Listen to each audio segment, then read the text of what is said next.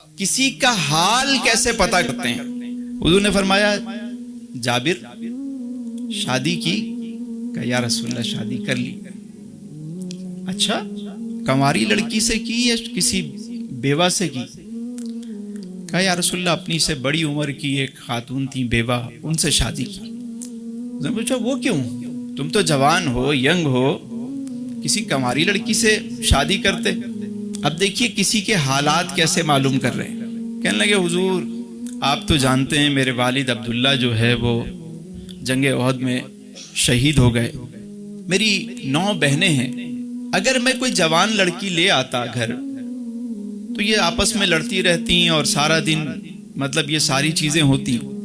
اپنی سے بڑی عمر کی خاتون سے شادی اس لیے کی کہ وہ گھر آ جائیں اور گھرداری کے جو معاملات ہیں ان کو سنبھال لیں، اور میری بہنوں کے جو شادی کے رشتے کے معاملات ہیں وہ بھی وہ طے کریں، اور گھر کا انتظام اور انصرام بھی مناسب ہو جائے۔ حضور علیہ السلام نے اپنے صحابی کو دیکھا کہ اس صحابی کو اپنی فیملی کی، اپنی بہنوں کی کتنی پرواہ ہے۔ اپنی سے بڑی عمر کی خاتون سے اس لیے شادی کی تاکہ گھر کا ماحول اچھا رہے۔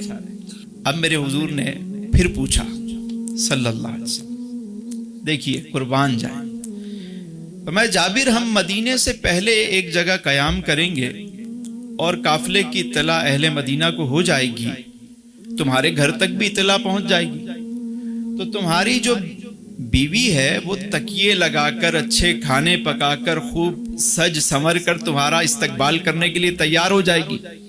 حضرت جابر کہنے لگے حضور ہم غریب لوگ، یہ تکیے یہ اچھے کھانے کہاں، بس پیٹ بھر کے کھانا کبھی مل جاتا ہے تو ہم شکر ادا کرتے ہیں۔ گھر کے حالات، حضور نے یوں نہیں پوچھا کہ گھر میں معاملات کیسے، نہیں، صرف ایک سوال کیا تو اندازہ ہو گیا کہ ان کے فیملی کے معاملات اور گھر کے معاملات کیسے ہیں۔ سواری چل رہی ہے، قافلہ آگے بڑھ رہا ہے، تو میرے آقا کریم علیہ السلام نے ارشاد فرمایا جابر اپنا یہ اونٹ بیچو گے مجھے؟ اگر آپ کا حکم ہے پھر تو کوئی بات نہیں، لیکن اگر میری رائے معلوم کرتے ہیں تو حضور میرے پاس تو یہی سواری ہے، اس کو بھی بیچ دوں گا تو میرے پاس کیا بچے گا؟ فرمایا دیکھو تمہارا اونٹ تو اب تازہ ہو گیا، صحت مند ہو گیا ہے، بیچ دو، 1 درہم لے لو اس کا۔ حضرت جابر کہنے لگے حضور 1 درہم اگر حکم ہے تو پھر تو میں ویسے ہی آپ کی خدمت میں پیش کر دوں گا، لیکن اگر 1 درہم میں اونٹ اور میں 2 لے لو، 3 لے لو، حضور 4 لے لو، اچھا ایسا کرو 10 لے لو۔ گفتگو جاری ہے، حضور نے فرمایا اچھا 20 درہم۔ حضرت جابر مسکرا رہے ہیں، اچھا 30 درہم لے لو، چلو ایسا کرو 40 درہم لے لو۔ جب 40 درہم کی بات آئی تو حضرت جابر بن عبداللہ کہتے ہیں حضور بس اب ٹھیک ہے، اب سودا منظور ہو گئی، ڈیل ڈن ہو گئی، مگر میری ایک شرط ہے۔ فرمایا وہ کیا؟